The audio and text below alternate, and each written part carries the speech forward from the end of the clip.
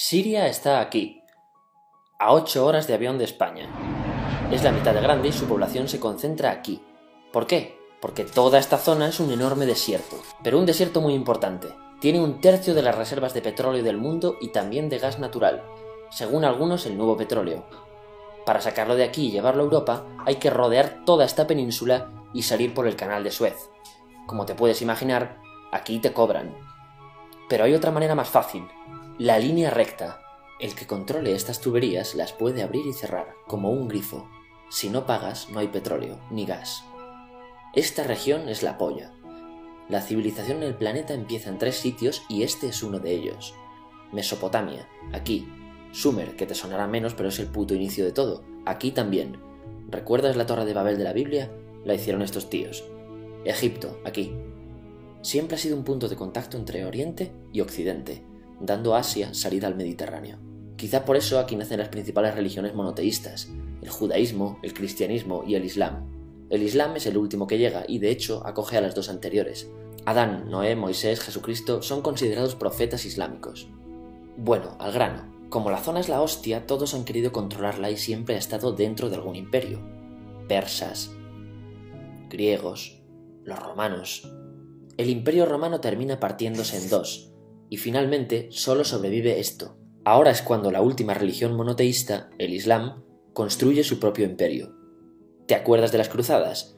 Bueno, pues son los europeos cristianos intentando recuperar esta zona de la que estamos hablando. Los últimos en llegar son los turcos, que ojo, no vienen de Turquía, sino de a tomar por culo en Asia, junto con Gengis Khan.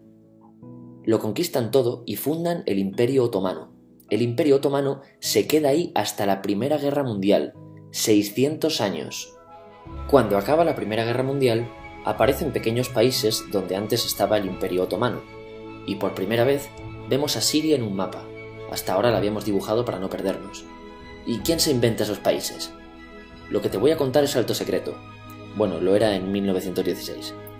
Este súper secreto se llama Acuerdo de Sykes-Picot. Los franceses y los ingleses no podían derrotar solos al Imperio Otomano. Solo podían si les apoyaba la gente que vivía dentro, en su mayoría árabes. ¿Cómo se los ganaron? Pues les prometieron la Gran Arabia, un país solo para ellos. El único problema es que era un timo. Antes de seguir, recuerda una cosa. Los árabes son un pueblo, pero no una religión. O sea, un árabe puede ser musulmán, puede ser cristiano, y antes del Islam parece que hubo tribus árabes con tradiciones judías. Bueno, pues a los árabes no les dieron ese único país que les habían prometido. En su lugar, franceses y británicos crearon muchos países pequeños. Estos países, obviamente, no eran países de verdad, sino zonas bajo su control con gobernantes puestos por ellos. Durante este tiempo hacen lo que quieren con la zona. Recuerda que hay petróleo. Siria, aunque no tiene grandes reservas, tiene fácil salida al mar, y Francia, que es la que se ha quedado con Siria, se lo da a compañías extranjeras. Después de la Segunda Guerra Mundial, los europeos se van. En el caso de Siria, son echados a patadas. Pero antes de irse, crean otro estado, Israel. No es el momento de hablar de ello, pero es un estado muy polémico que sus vecinos no reconocen. La prueba es que nada más irse los británicos, todos estos estados lo atacan. La zona, a partir de ahora, va a ser una puta bomba de relojería. ¿Y mientras qué pasa en Siria? Bueno, pues no es muy estable. Tiene golpes de estado constantes. En esa época aparece en Siria una ideología que se hace con el control y se expande por el mundo árabe, el Ba'ath. Esta ideología mezcla el antiguo sueño de una sola nación árabe con ideas socialistas. Y algo muy importante, es laica, o sea que no es religiosa. Siria se llega a unir con Egipto, un país con el que no tiene frontera. Pero no es algo raro, muchos de estos países intentan hacerlo también. Como recordarás, a esta gente se le había prometido un solo país y las ganas las seguían teniendo. Pero la unión falla. En este tiempo Egipto les convence para nacionalizar el petróleo. En Siria, Al-Assad, el padre del Assad de ahora, se convierte en jefe del estado Ba'ath. En Irak, también Ba'ath, comienza a ganar fuerzas Saddam Hussein. Las diferencias entre ambos países dividen a los partidos Ba'ath de otros países en pro-Siria o pro-Irak. Ahora ocurre la Guerra Fría. El mundo se divide en 2, o eres de Estados Unidos o de la Unión Soviética. Son años muy movidos en los que se pegan constantemente con Israel, invaden su vecino Líbano y comienza una oposición islamista al régimen Ba'ath de Assad, los hermanos musulmanes. Vale, volvamos atrás un momento. Recuerdas que la mayoría de árabes eran musulmanes, ¿verdad? Pues dentro de los musulmanes hay 2 ramas fundamentales, los suníes, la mayoría, y los chiíes. En el caso de Siria, a pesar de ser un estado laico, los gobernantes como Assad y jefes militares eran chiíes, los cuales representan menos del 13%. En cambio, casi el 70% de la población es suní. Un dato curioso es que los cristianos son casi el 10%. Que los chiíes controlen el gobierno y el ejército mosquea a la población suní, y este sentimiento es aprovechado por los hermanos musulmanes, islamistas radicales suníes. Estos toman las armas en la ciudad de Hama en contra del gobierno, y Assad acaba con la revuelta a costa de matar miles de civiles y encarcelar a mucha gente. En el año 2000, Assad padre muere y le sucede Assad hijo. Ante las presiones libera a muchos presos, trae internet y esperanzas de cambio. Hay un periodo de gran debate político y aparece la oposición. También vuelven los hermanos musulmanes. Los siguientes años son difíciles. Arrestan a la oposición. Y Bush incluye Siria en el eje del mal, y esto la aísla.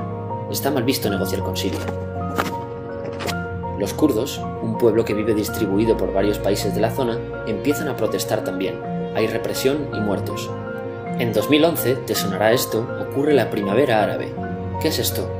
Bueno, es una protesta que se va propagando por todos los países árabes pidiendo más democracia. Como ves, el mundo árabe, a pesar de estar dividido en países, tiene tendencias generales. Cuando llega a Siria, Assad hijo termina usando el ejército y en los enfrentamientos mueren unas 1000 personas. Los enfrentamientos irán escalando hasta que se conviertan en guerra civil. No hay un momento exacto de inicio. Lo importante es que hoy en día hay numerosas facciones en juego. Vamos a verlas. Pero primero piensa en que todo está dividido entre chiíes, la minoría, y suníes, la mayoría. Chiíes y además laicos, o sea no religiosos, son el gobierno de Al-Assad. Controla todo esto, que si recuerdas son básicamente las zonas chiíes del país. El gobierno de Assad está enfrentado al resto. También mayoritariamente laico, pero suní, es el Ejército Libre de Siria o FSA en inglés. Junto con el Frente Islámico, que es religioso, y otros 70 y pico grupos más, forman una coalición que la prensa llama simplemente la oposición.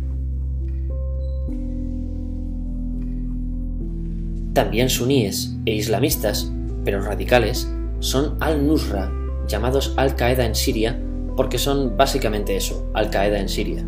Otros islamistas radicales son el ISIS o Estado Islámico.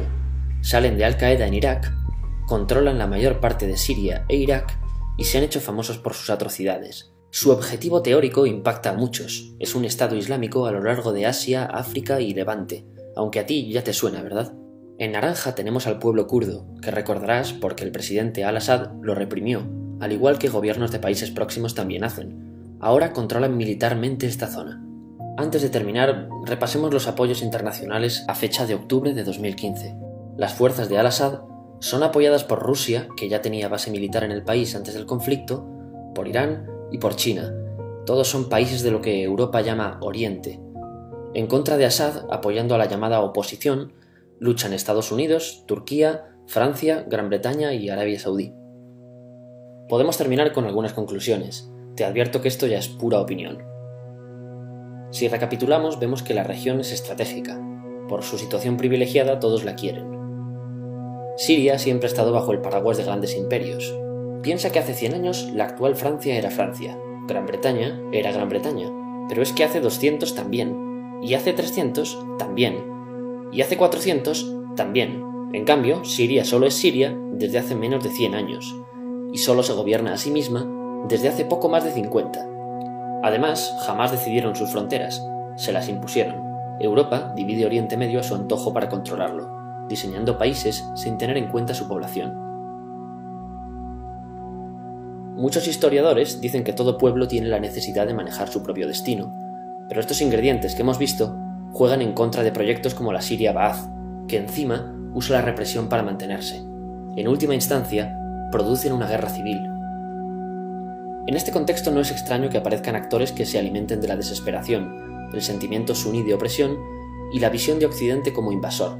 ISIS usa la identidad árabe y la mitología de antiguos imperios. Cuando quieras entender el presente, pregúntate: ¿y el pasado?